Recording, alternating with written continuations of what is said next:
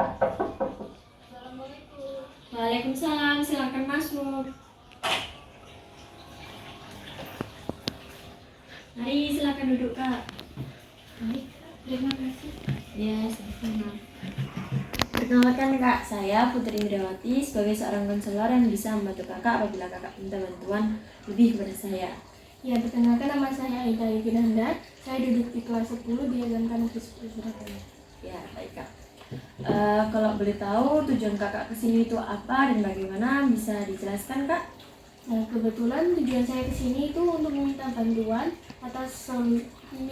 solusi atas problematika yang saya sedang alami sekarang. Dan itu membuat saya terpuruk dan stres itu kak. Dan saya masih merasa ragu-ragu untuk menceritakan hal ini. Takutnya nanti cerita ini bakal tersebar kemana-mana. Oh, jadi begitu kak. Saya bisa jelaskan, di dalam bimbingan konseling itu ada banyak sekali asas-asas. Dan saya bisa menjelaskan sedikit dua di antaranya. Yang pertama adalah asas kerahasiaan, yang dimana seorang konselor akan menjamin semua problematika itu tidak akan tersebar kemanapun dan siapapun.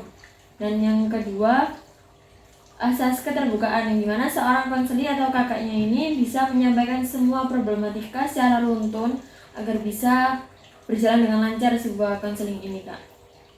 Jadi di sini hanya ada waktu sesi konseling 5 menit saja ya kak. Ya kak, terima kasih. Bagaimana kak dengan kabar hari ini? Alhamdulillah sehat kak. Oh ya, alhamdulillah, syukurlah kak ya. Ini tadi sini dari pulang sekolah atau emang menyempatkan dari rumah ke sini kak? Dari sehabis sekolah. Oh, dari sini. Iya. Jadi bagaimana dengan di sekolah? Apakah menyenangkan atau bagaimana kak? Cukup menyenangkan, tapi masih banyak beban pikiran gitu. Kalau boleh tahu, aktivitas keseharian kakak atau di sekolah kakak selain sekolah itu apa aja ya kak? Nah, inti permasalahan saya itu di sini kak. Jadi saya selama di sekolah itu ingin sekali ikut organisasi di sekolah dan ikut expo yang saya minati. Tapi saya masih terhalang oleh izin orang tua. Orang tua saya masih tidak menginginkan itu. Dan saya itu membuat saya terpuruk dan stres. Dan stres itu membuat saya kayak lebih menghabiskan waktu sendiri kayak introvert gitu lah. Iya. Dan saya agak menjauh dari teman-teman, lebih apa sendiri, nggak punya banyak teman gitu. Oh begitu ya kak. Kalau boleh tahu, keseharian kakak di rumah apakah sering mengobrol dengan orang tua atau tidak sama sekali gitu kak? Kebetulan orang tua saya itu termasuk orang sibuk kerja, jadi saya dengan orang tua jarang berkomunikasi dengan orang tua, jadi tidak ada kesempatan untuk mengobrol gitu, untuk membicarakan hal itu. Oh iya. Kan meskipun sesibuk-sibuknya orang tua kan ada waktu libur kerjanya ya kak. Iya. Nah itu apakah kakaknya itu tidak pernah mengobrol sedikit pun kayak membicarakan hal tersebut, keinginan kakak tersebut tadi agar bisa ada jalan keluarnya gitu kak? Sudah saya lakukan, cuma saya takut saat nanti saya ingin meminta waktu sedikit untuk ke mereka, tapi orang tua saya malah memberi perkataan yang tidak mengenakan di hati saya, jadi saya agak sedih gitu.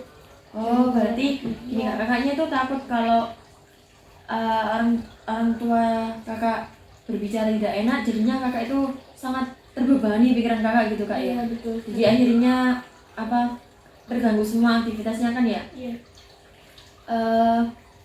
Tapi gini kak, kalau boleh saya sarankan, tidak apa-apa kak, berbicaralah kepada orang tua waktu di hari libur.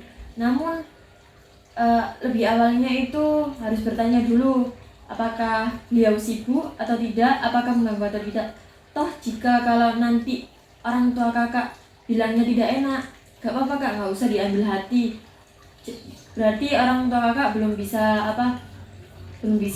mengobrol dengan kakak lebih banyak waktu gitu kak, masih ada kesibukan yang lain. Jadi kalau saran saya yang pertama itu nggak usah pernah menyerah kak atas omongan-omongan orang tua tadi, jadi bisa dilakukan berkali-kali juga gitu kak. Oh, jadi seperti itu. Intinya saya tidak boleh menyerah ya, nggak boleh ambil hati dengan perkataan orang tua yang tidak mengenakan. Ini harus terus berusaha. Iya begitu kak. Kalau boleh tahu aktivitas keseharian yang di rumah itu apa kak? Saya itu biasanya selain belajar, terus ada kayak membantu beres-beres rumah gitu-gitu. Selain itu ya biasa aja gitu. Oh berarti tidak mengikuti apapun ya kak. Kalau kerja kelompok itu masih boleh? Masih boleh, tapi saya kalau di sekolah itu cuma ya belajar sama kerja kelompok itu doang. Oh. Tidak diberi izin untuk ikut organisasi di sekolah atau kegiatan lain. Oh jadi begitu. Berarti inti dari masalahnya kakak tadi begini ya kak, orang tua tidak mengizinkan mengikuti apapun organisasi, ekskul atau aktivitas apapun di rumah gitu ya kak, selain hanya mengikuti sekolah ataupun kerja kelompok itu saja kan kak ya? Iya. Kalau apa solusi dari saya, kalau orang tua mempunyai waktu luang di hari libur, tidak apa-apa kak, berbicaralah tadi dengan orang tua. Sebisa mungkin kakaknya harus meluangkan waktu sedikit. Kalau emang punya orang tua leha-leha itu gak apa-apa kak, tanya, bisa berbicara apa enggak, ngobrol menjerangkan tadi atau enggak. Kalau masih emangnya tidak enak, besoknya lagi bisa dilakukan lagi. Nanti orang tua itu akan menyadari juga, kan kakaknya juga kan sudah dewasa, bukan sudah anak SD juga, jadi orang tua akan menyadari dan memberikan jawaban yang kakak inginkan tadi gitu kak. Oh gitu ya. Terima kasih ya. Oh iya kak. Perasaan kakak tadi setelah menyampaikan semua keluh kesah tadi bagaimana kak? Perasaan saya sekarang itu sudah lumayan baik dan lega gitu setelah membicarakan hal itu, dan saya sudah ada pandangan lah, intinya terpikirkan oleh kalau saya itu harus nggak boleh gini, dan saya harus terus berusaha, nggak boleh pantang menyerah. Ya begitu. Oh jadi begitu ya baik kak. Ini sudah lebih dari 5 menit kak, jadi waktunya sudah habis ya kak, maaf. Tapi ini nanti sebisa mungkin kakak mengabari saya tentang perubahan-perubahan kakak yang kedepannya itu lebih baik atau masih sama. Nah perubahan ini bisa dilakukan dengan mengelola hobi kakak. Jika belum diizinkan orang tua, biar tidak stres, biar tidak terpuruk, bisa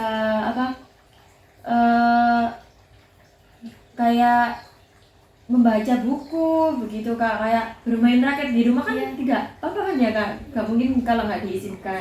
Nah begitu kak, pokoknya jangan di rumah terus, harus sebisa mungkin mengelola hobinya agar tidak terpuruk dan tidak stres juga kak. Nah itu saja yang bisa saya sampaikan. Kalau besok belum ada perubahan, bisa mengabari saya, bisa melakukan konseling lagi kak, gitu kak. Ya, terima kasih ya atas konseling yang atas bantuan kakak dan yang saya lakukan tadi. Ya. Terima kasih. Ya sama-sama kak. Ya, terima kasih. Terima kasih. Jadi ya kak. Iya, terima kasih.